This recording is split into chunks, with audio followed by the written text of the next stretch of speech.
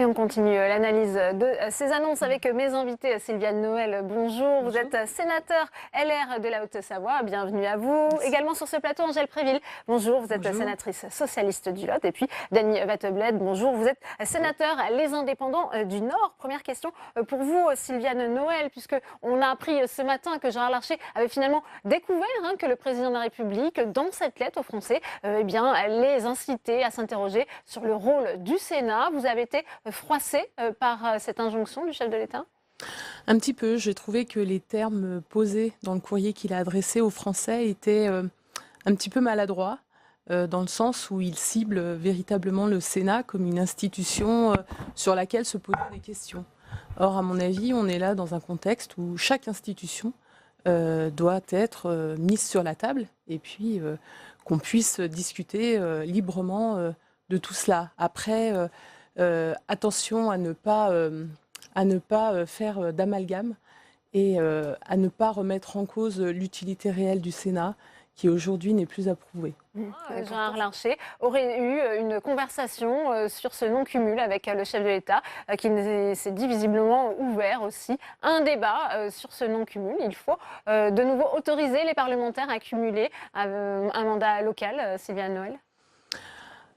Ou en tout cas, il faudrait au moins, pour le Sénat, devoir exiger qu'un sénateur ait obligatoirement occupé un mandat local avant d'exercer ses fonctions. C'est déjà le cas. Pour moi, c'est l'essence même de la fonction du sénateur. Je ne vois pas comment on peut représenter les collectivités et les élus sans savoir ce qu'ils vivent au quotidien. J'ai été moi-même maire d'une commune rurale pendant 10 ans. Et cette expérience a été ma meilleure école de vie. Et aujourd'hui, cette expérience nourrit véritablement ma fonction de sénatrice.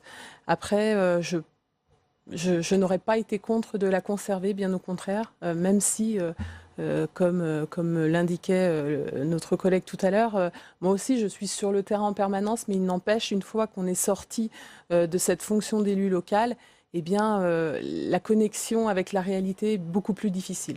Le gouvernement va faire de ce grand débat. Les maires vont l'organiser.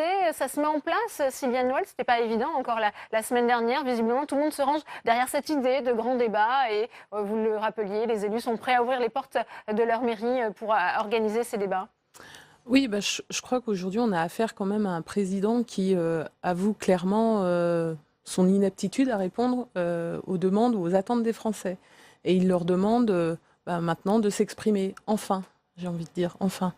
Maintenant, le rôle des maires, comme l'exprimait mon collègue, effectivement, aujourd'hui, ils redécouvrent les bienfaits et les vertus de la démocratie de proximité et puis des élus locaux, qui sont les premiers transmetteurs. Donc, moi, j'encourage évidemment les maires à mettre en œuvre les moyens matériels pour l'organisation et la bonne tenue de ces débats. Maintenant, il me semble hors de question que ces maires en question soient les organisateurs et les animateurs de ces débats.